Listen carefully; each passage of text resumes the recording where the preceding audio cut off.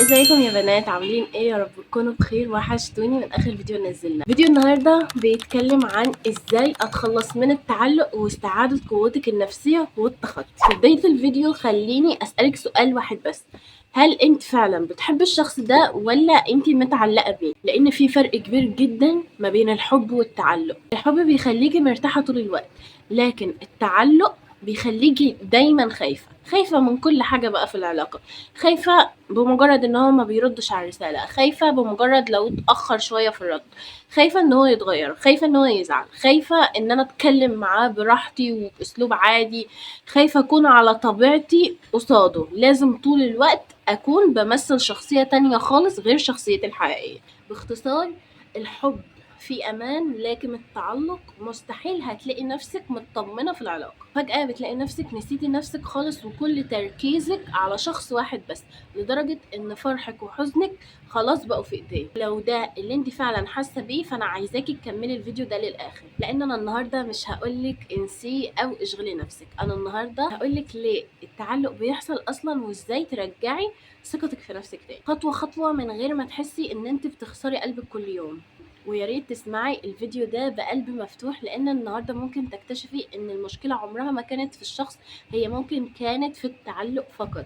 طيب خليني اسالك سؤال تاني: اخر مره مسكتي فيها التليفون كان كل همك تشوفي هل اجالك منه رساله ولا لا؟ ولو ما ردش عليكي هل فضلتي طول اليوم مستنياه؟ ولو نزلتي ستوري وما شافهاش او شافها وما ردش عليكي فضلتي طول اليوم متضايقه؟ طيب خليني اوضح لك حاجه في الاول خالص: ان التعلق مش معناه ان انا ضعيفه او ان انا خلاص بقيت مجنونه بالشخص ده. التعلق ببساطه معناه ان انت ربطتي احساسك بالامان وسعادتك وحتى قيمتك كشخص بوجود شخص تاني. يعني بدل ما تبقي مبسوطه ان حياتك فيها حاجات كتير حلوه قوي، لا، انت بتبقي مبسوطة لانه بس موجود، ولو اتغير عليكي او انشغل عنك بتحسي ان يومك كله اتقلب. واخطر حاجة في التعلق ان هو بيبدأ بحاجة بسيطة قوي، تقولي لنفسك او تقنعيها انا بس بحب اطمن عليه، وبعدها بشوية بتلاقي نفسك مستنية الرسالة منه وبتتضايقي جدا جدا لو اتأخر في الرد عليكي. يومك كله بيكون متوقف على مزاجه هو بس. حتى لو حصل ما بينكم اي مشكلة بتقفي تقولي لنفسك مفيش مشكلة، عادي، الدنيا مش مستاهلة ان احنا نزعل من بعض. ده هنا مش حب، انت هنا بتكوني سلمتي قلبك ومشاعرك. واول ما هتبدأي ان انت تدي السلطة دي لحد هتبدأي تخافي. هتخافي ان هو يبعد، هتخافي ان هو يزهق، هتخافي ان هو يمشي. واحدة واحدة هتلاقي نفسك بتتنازلي عن حاجات انت عمرك ما كنتي متخيلة ان انت ممكن تتنازلي عنها في يوم من الايام. بتسكتي على حاجات بتوجع وبتبرري تصرفات غلط وبتقولي اهم حاجة ان هو ما يسيبنيش. لكن انا عايزاكي تسألي نفسك سؤال: هل لو الشخص ده اختفى من حياتي هل هحس ان انا ليا قيمة ولا هحس ان انا كده خلاص انتهيت؟ اجابتك على السؤال ده هي اللي هتعرفك اذا كان اللي عندك ده حب ولا تعلق. لان الحب بيضيف لحياتك، لكن التعلق بيخلي حياتك كلها متوقفة على شخص واحد بس. وعلشان كده اول خطوة من خطوات ان انت تتعالجي من التعلق ان انت تعترفي بينك وبين نفسك ان اللي انا فيه دوت مش حب، اللي انا فيه ده تعلق. انا متعلقه بالشخص ده مش بحبه. لان طول ما انت مقتنعه ان اللي جواكي ده حب هتفضلي طول الوقت تدافعي عنه، لكن لو اقتنعتي ان ده تعلق هتبداي في اول مراحل ان انت ازاي تتخلصي منه. خليكي فاهمه حاجه كويس جدا: ان التعلق بيخليكي تنسي نفسك تماما. طيب علشان نفك التعلق ده هنعمل ايه؟ هنمشي على خطوات.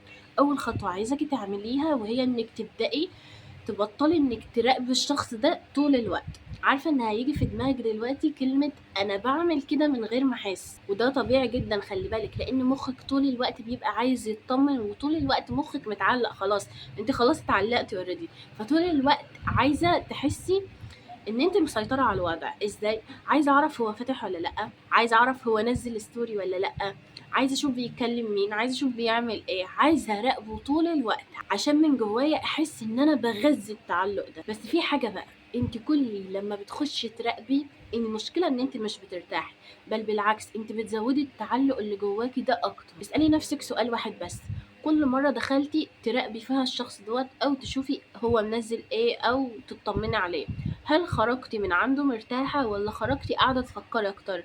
خرجتي دماغك بتوجعك اكتر، خرجتي حزينة اكتر. عشان كده اول قرار لازم تاخديه انك تبدأي تبطلي تخشي تراقبيه كل شوية. مش لازم اقطع مرة واحدة لان ده بيكون صعب قوي قوي، بس خليها مثلا بدل ما كنتي بتخشي تطمني او تراقبي كل يوم كل يوم كل يوم، ادي مثلا لنفسك فرصة ان انا مش هخش النهاردة، دماغي جابتني ان انا عايزة اخش النهاردة اشوف بيعمل ايه اللي حصل نزل ايه، اعاند نفسي النهاردة واقول بكرة هخش اشوف.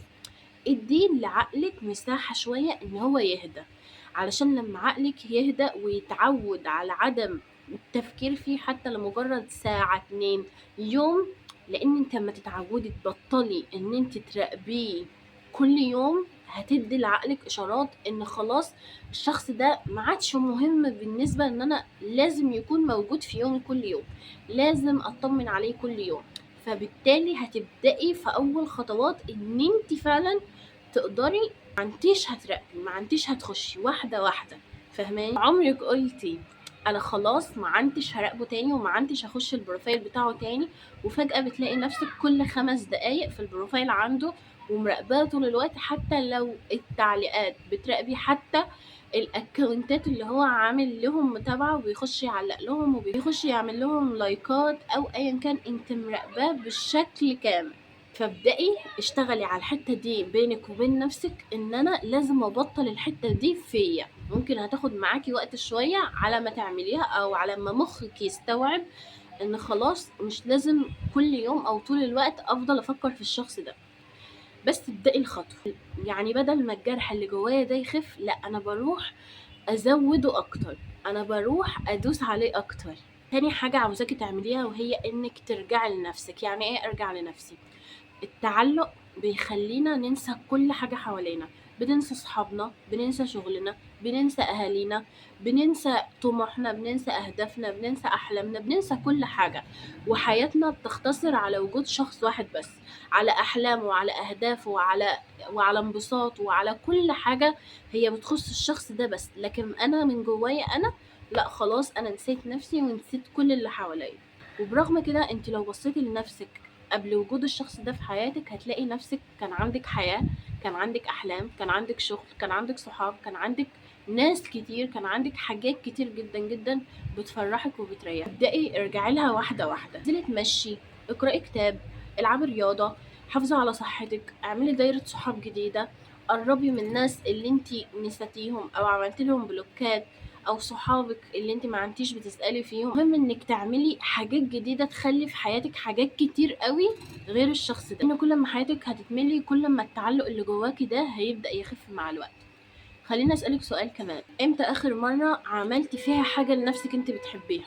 ولا خلاص بقت حياتك كلها انت واقفة على الشخص ده وبقيتي كل يوم مستنية ان الشخص ده يكلمك، لدرجة انك بقيتي عارفة كل حاجة عن حياته وما انتيش عارفة اي حاجة عن حياتك، انت ما انتيش عارفة اي حاجة عن نفسك.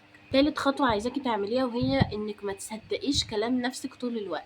يعني ايه؟ يعني لما البني ادم بيكون متعلق دماغه بتطلع له افكار كتير جدا، زي مثلا في حد تاني، ده بيخوني، ده ما بيحبنيش. ممكن ما يكونش فيه اي دليل، ممكن تكون دي بس عبارة عن افكار، مش لازم اي فكرة تيجي في دماغك تكون حقيقية. تلاقي نفسك بدأتي تتعلقي فعلا في الدايرة دي، وقفي نفسك واسألي هل انا عندي دلائل للحاجات دي ولا لا، ولا دي مجرد حاجات انا خايفة منها او خايفة ان هي تحصل لي. السؤال ده هيفرق جدا جدا جدا معاك. كم مرة افترضتي ان هو ما عادش بيحبك وبعد كده بتكتشفي ان مفيش حاجة اصلا؟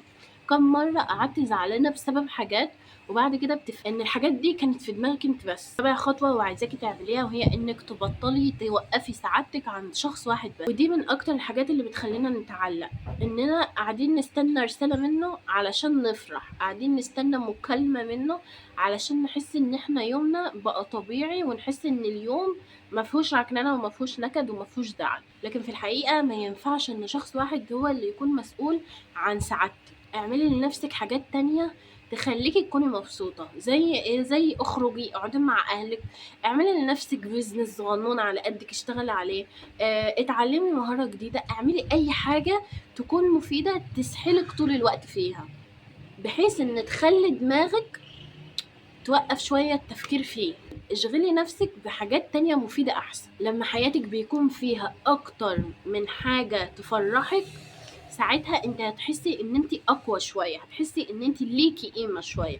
فبعد كده لما تحسي ان انت ليكي قيمة وتحسي ان انت عندك كرامة قوي، بعد كده انت هتستقلي قوي قوي قوي المعاملة اللي هو بيعملها لك، او مش هتقبلي من جواكي، هتحسي ان لا، مش دي قيمتي اللي انا استحقها، مش دي العلاقة اللي المفروض انا اكون فيها. هتعرفي معنى قيمة نفسك، فبالتالي هتبدأي تساعدي نفسك ان انت تخرجي من البيئة دي، ان هتفهمي ان البيئة دي مش مناسبة ليك. قولي لنفسك سؤال كده: امتى اخر مرة انا ضحكت فيها من قلبي؟ طب اخر مرة انا ضحكت فيها من قلبي دي كانت بسبب حاجة انا عملتها لنفسي، ولا كانت بسبب الشخص ده، او بسبب رسالة من الشخص ده، او بسبب كلمة من الشخص ده؟ خامس حاجة عايزاكي تعمليها وهي انك ما تخافيش من احساس الاشتياق. في ناس اول ما بتبدأ تحس ان هي رجعت تشتاق تاني للشخص ده، بتفكر ان هي رجعت لنقطة الصفر تاني، فبتبدأ بقى تحاول ان تقول ايه ما بينها وما بين نفسها: هو وحشني، فلا هبعت رسالة، هاجي على نفسي المرة دي مش مشكلة، هعديها المرة دي، خليني انا ابادر المرة دي. او تدخل تراقبه، او تخش تبعت له رسالة، او تحاول ان هي تفتح اي كلام ما بينها وما بينه. الحقيقة ما بتبقاش كده، الحقيقة ان انت كنت متعودة على شخص في حياتك، وفجأة الشخص ده ما عادش موجود، فغصب عنك لازم يجيلك حتة الاشتياق دي، لازم يوحشك. ودي مرحلة طبيعية جدا لازم هتدخليها او هتعدي بيها، انه هيوحشك. تمام، بس مش معنى ان هو وحشني ان الحل ان اجري اصالحه او ان اجري ارجع له، لا. افهمي ان انت لما تبدأي تبعدي عنه، او تاخدي خطوة لورا في العلاقة، او خلاص انفصلتي عنه وبيوحشك، انت كده في طريقك ان انت خلاص بتتشافي. فاهمة؟ يعني مش معنى ان هو وحشك ان انا كده هرجع لنقطة الصفر وانا مش قادرة اتخطى، وان انا مش قادرة اكمل من غيره. لا، افهمي ان المرحلة دي طبيعي انت هتمر بيها، ولما المرحلة دي تجيلك انك خلاص فعلا الشخص ده وحشك، اعرفي ان دي من اول النقط اللي بتخليكي تتعالجي من جوه، زي مريض الادمان بالظبط. يعني مريض الادمان وهو بياخد المخدرات مش بيبقى حاسس بحاجه، هو بيبقى مبسوط ومرتاح طول الوقت. لما بيبدا يتعالج منه ويسحب منه بيبدا يتعب، ففي مرحله التعب دي بيبقى عايز يرجع تاني عشان يريح نفسه، عشان ما يحسش بالوجع ده. بس لو رجع تاني هو خلاص انتكس، كأنه ما عملش اي حاجه، والمجهود اللي هو بذله بيروح على الفاضي. لكن لو كمل وجائر وعدى شوية واستحمل شوية، وفهم ان الاعراض اللي بتحصل له دي طبيعي لازم تحصل له علشان يتعافى، هيقتنع فعلا ان انا لازم اتعب علشان انجي نفسي من الموت. فاهميني؟ فاعتبري دي زي دي، انا خرجت من العلاقة والشخص ده وحشني، والشخص ده انا مفتقداه جدا، والشخص ده انا مش قادرة اتعامل في حياتي من غيره. مش معنى كده ان انا هجري بقى ارجع العلاقة القديمة دي، العلاقة اصلا توكسيك البايظة اللي مش كويسة اللي انا مش مرتاحة فيها، فهرجع اوجع في قلبي تاني. فلا، افهمي ان انت لازم تعدي بمراحل كتير قوي: اشتياق وحب وعيط وزعل وخنقة، وبتحسي ان الدنيا كلها قفلت في وشك، وبتحسي ان الكوكب كله ظلمك، وبتحسي قد ايه البني ادم ده يعني من كتر، يعني ساعات بيجيلنا احساس كده ان انا متضايقة منه وزعلانة منه ومش طايقاه ومعرفش ايه، بس عندي استعداد ان انا اسامحه. بيجي الحاجات دي، فهماني؟ فما تخليش الحاجات دي ترجعك لنقطة الصفر تاني وترجعي تتعبي تاني في العلاقة. لا، افهمي ان دي مرحلة طبيعية انا همر بيها علشان ابدأ اخش في المرحلة اللي بعدها. وسؤال مهم جدا جدا جدا اسأليه لنفسك: هل انا فعلا الراجل ده وحشني، او العلاقة دي وحشاني، او الانسان ده فعلا وحشني، ولا اللي وحشني الإحساس اللي الراجل ده كان بيديهولي، الإحساس اللي كنت بحسه معاه؟ يعني الشخص نفسه هو اللي وحشني، ولا الإحساس اللي في أغلب الوقت بيكون مزيف اللي أنا كنت باخده منه؟ أسألك سؤال: لو الشخص ده قرر النهاردة إن هو يخرج من حياتي، هيفضل فيه حاجات في حياتي تانية؟ يعني هقوم الصبح هلاقي في حاجات تانية أعملها، لو الإجابة لأ، لو الإجابة مفيش أي حاجة تانية أعملها في حياتي، افهمي إن المشكلة مش في الشخص، المشكلة إن انت نسيتي تبني لنفسك حياة، إنك تحاولي على قد ما تقدري إن انت تبني لنفسك حياة، تخلي أي شخص يخش حياتي يكون إضافة ليها، مش يكون هو محور الحياة، مش يكون هو محور الكون بالنسبة لي. اسعى ان يكون عندك اهداف، اسعى ان يكون عندك احلام وتشتغل عليها وتحاولي تحققيها، ايا كان هي بقى ايه العلاقات، دراسة، شغل، رياضة، علاقات صحية، علاقتي باهلي، علاقتي بنفسي، اي حاجة تانية بعيد عن يكون في شخص بس هو يكون محور حياتي. لان الانسان اللي بيكون فيه حاجات كتير جدا في حياته هو بيحب، بس مش بيحب الحب او بيتعلق التعلق المؤذي ده. اما الانسان الفاضي اللي حياته فاضية طبيعي هيكون عايز يسد الفراغ اللي في حياته ده بوجود شخص. افتكري دايما ان اقوى العلاقات او العلاقات اللي بتنجح هي اللي بيكون فيها كل طرف عنده حياة وشخصية واهداف، مش اللي كل واحد فيهم بيكون متعلق بالتاني لدرجة ان هو خلاص نسى نفسه. وفي النهاية عايزة اقولك على حاجة، يمكن الجملة اللي هقولها لك دي هي تكون اهم جملة في الفيديو كله. اما اتخلص من التعلق اللي جوايا مش معناه انك يبقى قلبك حجر او معناه انك تبطلي تحبي، لا بالعكس، لما بتتخلصي من التعلق بعد كده بتتعلمي ازاي تحبي صح. افتكري دايما ان اي علاقة بتخليكي تخافي او بتخليكي تفقدي نفسك او بتخليكي تجري ورا الاهتمام، انت محتاجة تعيدي نظر في العلاقة دي. كده يا بنات نكون خلصنا الفيديو. اعذروني النهارده لو انا صوتي رخم شويه، عندي دور برد مموتني قتلني حرفيا، فسامحوني على نبرة صوت النهاردة. ولو لسه مكملة الفيديو لحد الآن معايا واستفدت بأي حاجة من الفيديو أو الفيديو ضافلك أي حاجة أو اتعلمت منه أي حاجة او هتخرجي تطبقي من الفيديو ده اي حاجة، ما تنسيش تضغطي اللايك علشان يجيلك اي فيديو تاني انا بنزله، واشتركي معايا في القناة عشان تنوريني، واشوفكم على خير يا احلى بنات في الدنيا. الفيديو الجاي، مع السلامة.